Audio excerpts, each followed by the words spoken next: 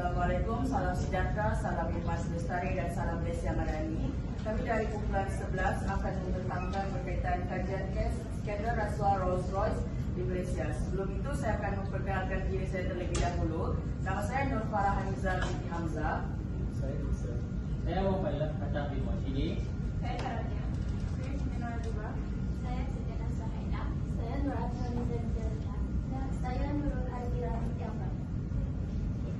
Hari ini kami akan membentangkan skandal rasuah Rolls-Royce di Malaysia. Apakah rasuah? Rasuah ialah penyalahgunaan kuasa untuk mendapatkan keuntungan pribadi dan penyelewengan luas. Dalam konteks skandal rasuah ini, rasuah berlaku apabila syarikat penerbangan memberi sokongan kepada pegawai atau dan ejen-ejen di beberapa buah negara untuk mendapatkan kontrak pembelian enjin pesawat. Pada tahun 2017, syarikat Rolls-Royce bersetuju untuk membayar penalti yang besar di bawah siasatan Swedish Fraud Office SEO United Kingdom selepas mengakui kegagalan mencegah pemberian rasuah di beberapa negara termasuk Indonesia. Siasatan tersebut melibatkan tempoh urus niaga yang lama antara 1989 hingga 2013. Seterusnya saya akan memberikan pertanyaan.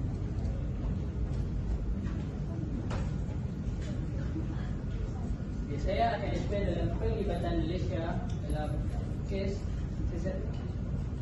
Rolls-Royce.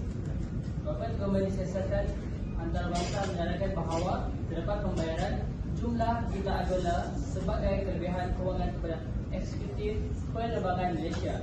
Kelebihan tersebut dituduh bertujuan mempengaruhi keputusan pembelian enjin Rolls-Royce Trent. Malaysia menjadi salah satu negara tumpuan dalam kes rasuah korporat tinggi. Kes rasuah korporat berpokok tinggi yang melibatkan pembayaran Rolls-Royce untuk mempengaruhi pembelian enjin Trent oleh syarikat penerbangan Malaysia iaitu MAS dan skandal Rolls-Royce telah menjadi tumpuan siasatan antarabangsa.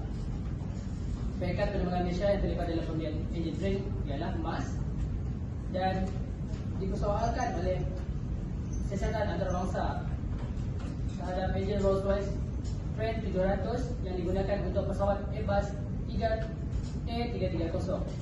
Skandal ini adalah sebahagian daripada penyiasatan global yang lebih besar terhadap Rolls-Royce oleh pihak berkuasa United Kingdom dan Amerika Syarikat atas tuduhan rasuah di beberapa negara. Rolls-Royce akhirnya mencapai penyelesaian Different Prosecution Agreement (DPA) dengan UK Swedish Fraud Office SFO pada tahun 2017. Seterusnya saya akan berbagi kepada Iba. Okey, seterusnya saya akan tentangkan tentang rasuah di Malaysia. Jadi rasuah di Malaysia ada 4. Yang pertama ialah sokongan, di mana terdapat pemberian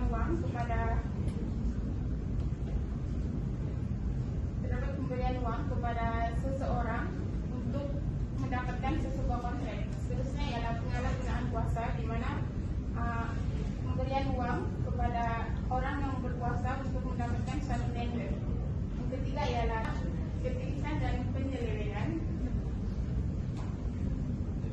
di mana terdapat penipuan dalam sesuatu kontrak dan kontrak tersebut telah diubah sesuai untuk menutup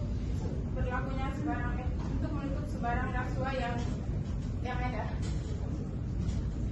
Seterusnya ialah konflik kepentingan, di mana rasuah berlaku kerana seseorang individu tersebut mempunyai hubungan rapat dengan orang lain untuk mendapatkan sesuatu tender.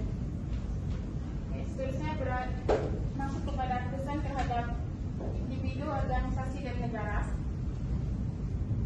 Yang pertama ialah kesan terhadap individu, di mana individu yang menerima rasuah boleh dikenakan tindakan undang-undang dan menyebabkan maruah diri tercalar.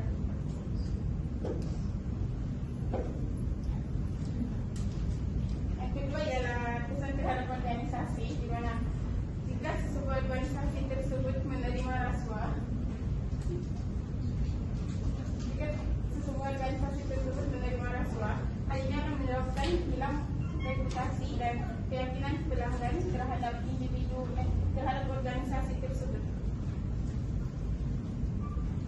terakhir ialah kesan rasuah terhadap negara, di mana rasuah yang semakin banyak berlaku dalam negara akan menyebabkan imej negara terjejas dan hilang keyakinan pelabur luar untuk melabur di negara kita. Seterusnya, saya akan membentangkan langkah pencegahan dan nilai integriti. Bagi memastikan negara bebas daripada gejala rasuah, berbagai langkah pencegahan perlu dilaksanakan dengan penuh komitmen. Salah satunya ialah memastikan ketulusan dalam berkhidmat, terutamanya dalam proses tender, pembelian dan perolehan. Semua proses ini hendaklah dilakukan secara terbuka serta boleh disemak bagi menghilangkan sebarang unsur penyelewengan. Ketulusan ini bukan sahaja mengurangkan peluang berlakunya salah guna kuasa, malah dapat meningkatkan kepercayaan rakyat terhadap sistem pentadbiran. Selain itu, nilai integriti peribadi perlu dipupuk dalam setiap individu. Seseorang perlu berani menolak apa jua jenis bentuk sogokan dan sentiasa berpegang kepada prinsip amanah, jujur dan bertanggungjawab dalam setiap tindakan. Sikap tegas dalam mempertahankan integriti ini amat penting kerana rasuah sering bermula daripada kelemahan individu yang mudah terpengaruh dengan ganjaran atau tekanan oleh pihak tertentu. Di samping itu, pendidikan anti rasuah wajar dikasahkan melalui kursus, kempen dan latihan etika kerja di semua peringkat masyarakat. Pendidikan yang berterusan dapat membantu membentuk kesedaran tentang bahayanya rasuah serta mendorong rakyat untuk menolak amalan tersebut.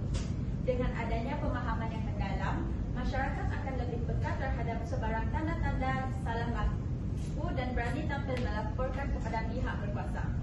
Akhir sekali, undang-undang anti rasuah dan penguatkuasaan perlu diperkukuh agar hukuman yang dikenakan dapat memberi kesedaran dan menjadi penghalang kepada sesiapa yang berniat untuk melakukan rasuah. Hukuman yang tegas dan setimpal termasuk denda besar serta tindakan undang-undang yang segera mampu memberi mesej yang jelas bahawa rasuah adalah jenayah yang serius dan tidak boleh dikompromi. Baiklah, saya akan memberikan rumusan berkaitan skandal rasuah Rolls-Royce ini. Seperti yang kita tahu, Rolls-Royce ini merupakan jenama kenderaan. Namun begitu, Rolls-Royce juga membekalkan enjin kapal terbang, di mana nama Malaysia terlibat apabila seorang wakil daripada syarikat Rolls-Royce menawarkan jumlah sogokan yang berjumlah sebanyak 3.2 juta US dollar kepada eksekutif penerbangan Air Asia. Namun begitu, Air Asia telah menafikan dakwaan tersebut, tetapi ini telah memberi pengajaran dan kesedaran kepada syarikat-syarikat korporat lain serta syarikat swasta yang lain bahawa syarikat-syarikat tersebut juga boleh terlibat dalam skandal rasuah yang berprofil tinggi. Sekian daripada kumpulan kami.